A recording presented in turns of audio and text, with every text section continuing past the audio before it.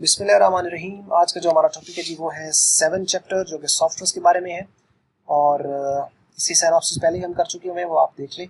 अब उस साइनॉप्सिस की पहली वीडियो है, इसमें हम कवर करेंगे ये सॉफ्टवेयर जो होते हैं, फिर वो आगे उनकी टाइप्स आ जाएंगी कि उसमें सिस्टम सॉफ्टवेयर होते हैं, फिर एप्लीकेशन सॉफ्टवेयर होते हैं, फिर एप्लीकेशन सॉफ्टवेयर के साथ जो सिस्टम सॉफ्टवेयर की एक ही फॉर्म है ऑपरेटिंग सिस्टम, तो उसको हम देखेंगे और फिर उसके फंक्शंस को देखेंगे। तो आइए शुरू कर लेते हैं। सॉफ्टवेयर क्या होता है?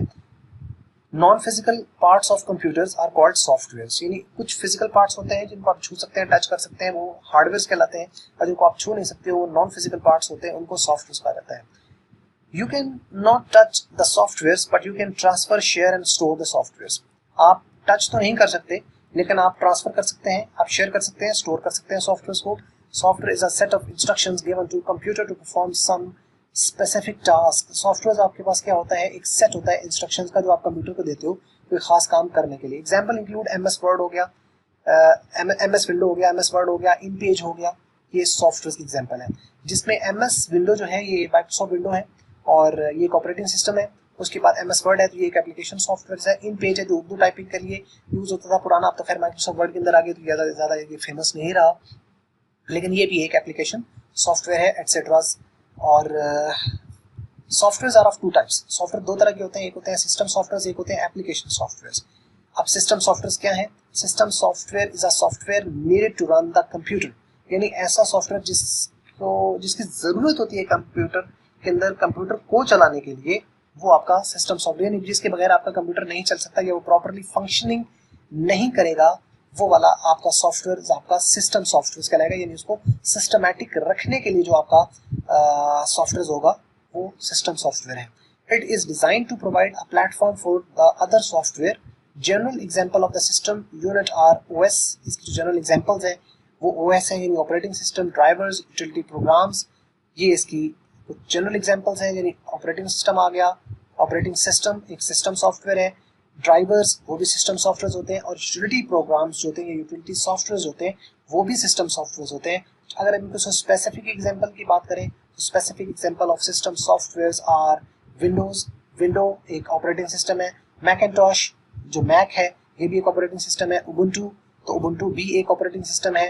इस तरीके से लिनक्स है तो ये एक ऑपरेटिंग सिस्टम है।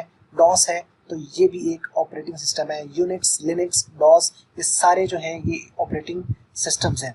ठीक हो गया? तो ये आपके स्पेसिफिक एग्जांपल हैं, वो ज़रा जनरल एग्जांपल थी। तो ये सारे के सारे क्या कहलाएंगे? System software.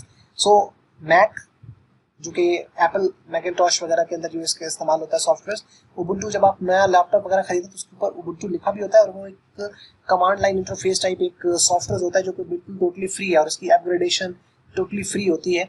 और ये आपके कोई चार्जेस नहीं है। जैसे विंडो है उसको आपको बाय करना पड़ता है, लेकिन Ubuntu all over the world जो है ये फ्री आपको दिया जाता है और आप उसको यूज कर सकते हो। यूनिक्स हो गया, लिनक्स हो गया, डॉस हो गया, तो ये सारे के सारे जो है वो सिस्टम सॉफ्टवेयर की एग्जांपल्स हैं। उसके बाद आ जाता है driver. Driver is a system software that enables a specific device to work with the computer's operating system. यानी एक ऐसी डिवाइस जो कि इंडिविजुअली प्लग एंड प्ले नहीं थी, ऐसी डिवाइसेज जो प्लग एंड प्ले नहीं है, उनके लिए आपको किसी न किसी तरह का कोई ड्राइवर चाहिए होता है। जो प्लग एंड प्ले डिवाइसेस हैं, जैसे कि आपके पास कीबोर्ड हो गया तो आप लगाओ और यूज कर लो, माउस है लगाओ यूज कर लो, वो प्लग एंड प्ले डिवाइसेस है। यूएसबी है लगाओ यूज कर लो। तो जो प्लग एंड प्ले डिवाइसेस हैं उसके लिए ड्राइवर्स की जरूरत नहीं होती। उसके लिए वो विंडो ये जो भी आपका ऑपरेटिंग सिस्टम है डायरेक्टली रिकॉग्नाइज करता है और उसके साथ आप उसको यूज कर सकते हो। जबकि जो आपके सॉफ्टवेयर होते हैं जिसके लिए आपको क्या कहते हैं कि नॉन प्लग एंड प्ले है, यानी प्लग एंड प्ले नहीं है, उसके लिए फिर ड्राइवर की जरूरत होती है। तो ड्राइवर होता क्या है? ये भी एक सॉफ्टवेयर होता है। It's a system software that enable a specific device to work with the computer's operating system. अगर वो कंप्यूटर ऑपरेटिंग सिस्टम के साथ काम करना चाहती है तो उसके लिए फिर उसको एनेबल करेंगे, इस काबिल बनाएगा कि वो उसको यूज कर सके। तो जब तक उसका ड्राइवर इंस्टॉल नहीं करेंगे वो डिवाइस आप कंप्यूटर सिस्टम के साथ यूज नहीं कर सकते। Device driver is the controller of the particular computers hardware. ये उसका कंट्रोलर होता है जो हार्डवेयर को कंट्रोल कर रहा होता है। For example, in order to install a scanner we need to install its driver. अगर आप स्कैनर यूज करेंगे तो स्कैनर के लिए भी आपको ड्राइवर करना पड़ता है। कुछ प्लग एंड प्ले भी है और ज्यादातर का करना पड़ता है। इसी तरीके से अगर आपके पास प्रिंटर है तो कुछ प्रिंटर प्लग एंड प्ले है, ऑटो उठा लेते हैं, लेकिन कुछ के ड्राइवर्स करने पड़ते हैं। Some hardwares are plug and play, which means that you need not to install its drivers. For example USB वगैरह, जैसे मैंने पहले आपको एग्जांपल बता दी, तो इसके लिए किसी भी तरह की कोई ड्राइवर वगैरह करने की जरूरत नहीं होती। उसके बाद आ जाता है utility program. Utility software helps to manage, maintain and control the computer resources. ऐसे सॉफ्टवेयर जो कि आपके कंप्यूटर रिसोर्सेज होते हैं उसको मैनेज, मेंटेन और कंट्रोल करने के लिए इस्तेमाल होते हैं, वो यूटिलिटी प्रोग्राम, यूटिलिटी सॉफ्टवेयर कहलाते हैं। Example of the utility programs are antivirus softwares, backup softwares, data recovery softwares. ये सारी की सारी इसकी एक एग्जांपल्स हैं। यानी ये जो सॉफ्टवेयर एंटीवायरस यूज होता है तो ऑब्वियसली ये सिस्टम को प्रोटेक्ट करने के लिए, वायरस से प्रोटेक्ट करने के लिए, वायरस को रिमूव करने के लिए इस्तेमाल होता है। उसके बाद है जो बैकअप सॉफ्टवेयर होते हैं, तो वो क्या होता है कि वो बैकअप क्रिएट करते जाते हैं। यानी आपका अगर कोई हार्ड ड्राइव है या जो भी कोई आप जहाँ पे डेटा सेव कर रहे हैं, अगर उसके अंदर कोई प्रॉब्लम आए तो उसका बैकअप क्रिएट करते हैं किसी दूसरी प्लेस के ऊपर, तो फिर आप वहां से उसको यूज कर सकते हो। तो बैकअप सॉफ्टवेयर भी आपके यूटिलिटी प्रोग्राम है, वो भी आपको प्रोटेक्शन प्रोवाइड कर रहे हैं। एंड डेटा रिकवरी सॉफ्टवेयर, अगर आपने कोई चीज डिलीट कर दी तो वो चली जाती है रिसाइकल बिन में। अगर वो रिसाइकल बिन से भी डिलीट हो जाए तो क्या उसे वापस ला सकते हैं? तो आंसर है यस, उसे वापस लाया जा सकता है। उसे वापस लाने के लिए फिर आपको एक सॉफ्टवेयर यूज करना पड़ता है जिसे कहते हैं डेटा रिकवरी सॉफ्टवेयर। यानी अगर आपने यूएसबी है उसको फॉर्मेट कर दिया तो क्या फॉर्मेट होने के बाद डेटा वापस आ सकता है? तो आंसर है यस, फॉर्मेट होने के बाद भी डेटा आप वापस ला सकते हो। और उसके लिए फिर जो सॉफ्टवेयर यूज होते हैं वो कहलाते हैं डेटा रिकवरी, यानी डेटा को रिकवर करने वाले सॉफ्टवेयर। तो ये यूटिलिटी प्रोग्राम्स है, ये भी आपको प्रोटेक्शन प्रोवाइड करता है, तो ये भी सारे के सारे सिस्टम सॉफ्टवेयर का हिस्सा होते हैं। उसके बाद आ जाते हैं हम नेक्स्ट टॉपिक की तरफ, और वो है हमारा application software. An end user program that is used to perform a specific task is called application software। यानी एक ऐसा end user program जो आप इस्तेमाल करते हो कोई स्पेसिफिक टास्क के लिए, तो उसको एप्लीकेशन सॉफ्टवेयर कहा जाता है। Example of application software are MS Word, MS Excel, InPage, Google Chrome, Firefox and Dropbox।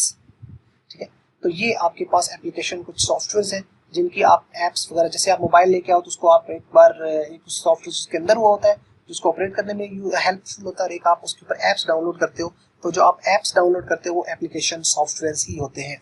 और ये MS Word हो गया, MS Excel हो गया, InPage, Google Chrome, Firefox, Dropbox, या आप नेट से डाउनलोड कर लो या CD के ऊपर जहाँ से भी आप इसको, ये सारे के सारे आपके एप्लीकेशन सॉफ्टवेयर होते हैं। अब ये दो तरह के होते हैं, एक होते हैं कस्टम बिल्ट और एक होते हैं पैकेज्ड सॉफ्टवेयर्स। कस्टम बिल्ट क्या होते हैं? Softwares which are not already available in the market and are prepared on a special order are called custom built. यानी जो मार्केट के अंदर पहले से मौजूद नहीं होते और आपको स्पेशल ऑर्डर पर बनवाने पड़ते हैं, वो सॉफ्टवेयर्स कहलाएंगे custom built softwares. These are costly as compared to the package softwares. ये पैकेज सॉफ्टवेयर के मुकाबले में कॉस्टली होते हैं। Different software houses are making the custom built software on the basis of the users requirement.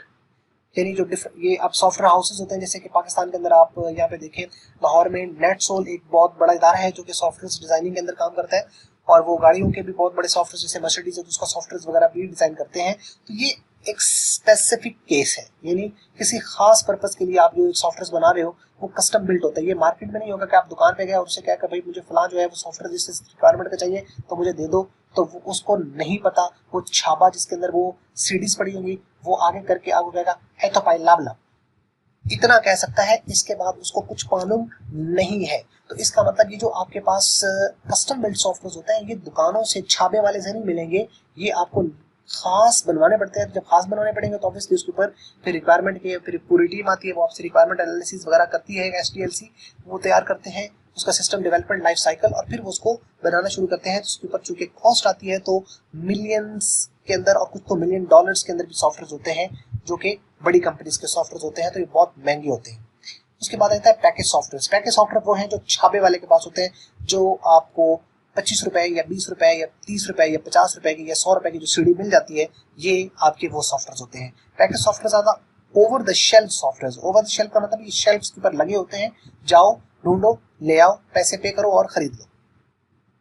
These are available in the market on demand। ये demand पर जो है वो अवेलेबल होते हैं। and these are cheaper as compared to the custom built। custom built के मुकाबले में ये सस्ते होते हैं। फॉर एग्जांपल MS ऑफिस आपको लेना है तो ये भी आपको मिल जाता है। अब विंडो है तो विंडो भी ऑब्वियसली जनरल है, तो वो भी ऑपरेटिंग सिस्टम है, लेकिन वो आपका एप्लीकेशन नहीं है, ठीक है, सिस्टम सॉफ्टवेयर में आ जाता है। तो बाकी जितने भी आपके पास है ये वहाँ मार्केट से आपको मिल जाते हैं, तो ये पैकेज सॉफ्टवेयर कहलाएंगे।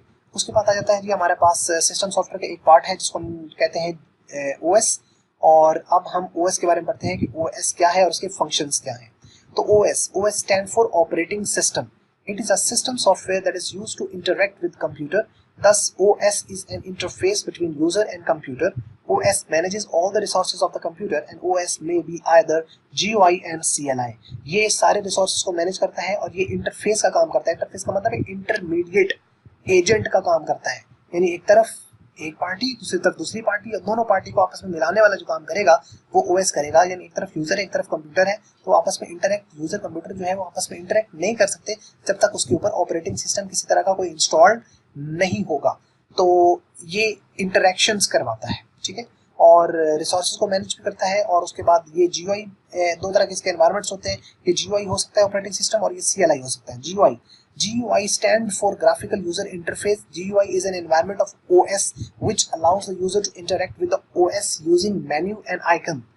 Menus और icon को इस्तेमाल करते हुए आप अगर कंप्यूटर के साथ इंटरेक्ट करेंगे तो वो आपका जो सिस्टम होगा वो GUI कहलाएगा. GUI is an easy to use as compared to the CLI. इसका इस्तेमाल करना आसान होता है और इंटरेक्टिव और इंटरेस्टिंग भी होता है CLI के मुकाबले में. For example GUI software, GUI OS is Windows. Example आप अगर GUI की बात करें ऑपरेटिंग सिस्टम की तो वो विंडोज GUI है. और भी हैं इसके अंदर, लेकिन एक आपके पास जो मोस्ट कॉमन एग्जांपल है वो विंडोज है. उसके बाद CLI है. तो CLI stand for command line interface and CLI is an environment of OS which allows the user to interact with operating system using commands. ये कमांड के जरिए से आपको इंटरैक्ट करना होता है. CLI is difficult to use as user has to remember. Difficult to use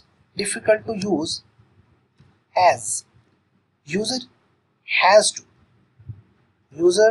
has to remember commands. User को जो है वो कमांड्स याद करनी पड़ती है, जिसकी वजह से फिर इसके लिए वो डिफिकल्ट हो जाता है. यानी आपको अगर कोई फाइल ओपन करनी है, डिलीट करनी है, आपको जो है वो स्क्रीन को क्लियर करना है, आपने कोई फाइल मूव करनी है, कॉपी करनी है, पेस्ट करनी है, जो भी आप काम करना चाह रहे हैं इसके अंदर, तो उसके लिए फिर आपको कमांड यूज करनी पड़ेगी. जबकि GUI के अंदर आप माउस वगैरह का इस्तेमाल करते हुए आसानी से एक फाइल को मूव भी कर सकते हो, ओपन भी कर सकते हो, क्लोज भी कर सकते हो. तो एक लेमैन बंदा जो है वो इसको आसानी से समझ सकता है, लेकिन लेमैन बंदा इसको आसानी से समझ नहीं सकता. इसी वजह से CLI हम कहते हैं कि CLI डिफिकल्ट टू यूज होती है. उसके बाद अगर आप आ जाए जी, आगे आ जाते हैं फंक्शंस. ऑपरेटिंग सिस्टम क्या क्या काम करता है, ये भी शॉर्ट क्वेश्चन के हवाले से भी आ जाता है और समटाइम लॉन्ग में भी 4 नंबर का ये क्वेश्चन आता होता है. तो फंक्शंस क्या है ऑपरेटिंग सिस्टम के? Helps in booting and rebooting computer. यानी अगर आप कंप्यूटर को बूट या रीबूट करना चाहते हैं तो उसके लिए आपको ऑपरेटिंग सिस्टम हेल्प करता है. बूट और रीबूट क्या होता है?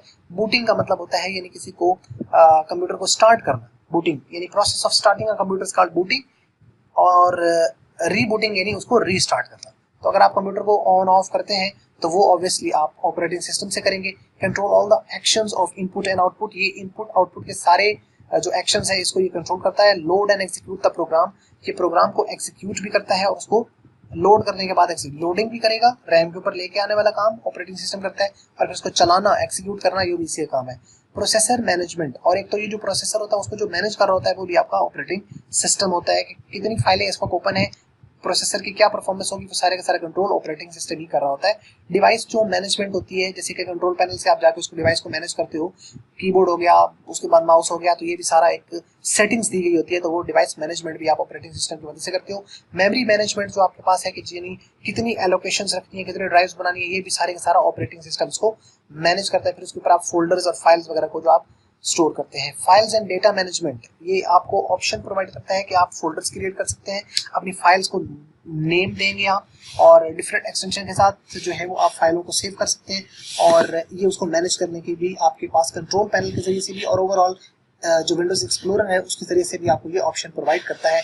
फॉल्ट मैनेजमेंट, ट्रबल शूटिंग जिसे हम कहते हैं, यानी कोई इशू आ गया, जैसे प्रिंटर है तो प्रिंटर नहीं चल रहा, तो उसके लिए आप ऑपरेटिंग सिस्टम के जरिए से आप उसको ट्रबल शूट करेंगे.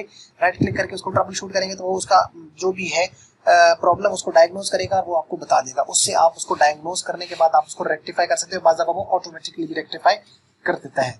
उसके बाद रेक्टिफाई का मतलब है कि ये उसको वो ठीक कर देता है. इंटरनेट नहीं चल रहा तो इंटरनेट के ऊपर बाज़ दफ़ा वो एरर आ जाता होता है, तो आप इंटरनेट को भी आप ट्रबल शूट कर सकते हो. तो ट्रबल शूटिंग की जो ऑप्शन है वो भी ये ऑपरेटिंग सिस्टम प्रोवाइड करता है. और उसके बाद provide the interface to user.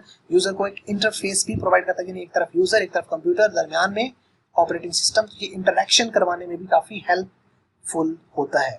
तो ये था जी आज का बड़ा टॉपिक, जिसके अंदर हम लोगों ने सिस्टम सॉफ्टवेयर के बारे में पढ़ा, उसकी टाइप्स पढ़ ली हम लोगों ने, सिस्टम सॉफ्टवेयर और एप्लीकेशन सॉफ्टवेयर. फिर सिस्टम सॉफ्टवेयर से उसकी जनरल टाइप्स, उसकी स्पेसिफिक टाइप्स, और उसके बाद फिर जो है वो आपकी एप्लीकेशन सॉफ्टवेयर और उसके अंदर जो आने वाली एग्जांपल्स हैं वो, फिर ऑपरेटिंग सिस्टम, उसके अंदर हमने GUI CLI पढ़ा, डिफरेंस देखा और उसके बाद फिर फंक्शंस देखे और इस तरीके से हमारी वीडियो आज की खत्म हुई। अच्छी लगी है तो इसको कर लें लाइक, अच्छी नहीं लगी तो बिल्कुल कर लें इसको डिसलाइक, और हमेशा की तरह वीडियो देखने का आपका बहुत शुक्रिया।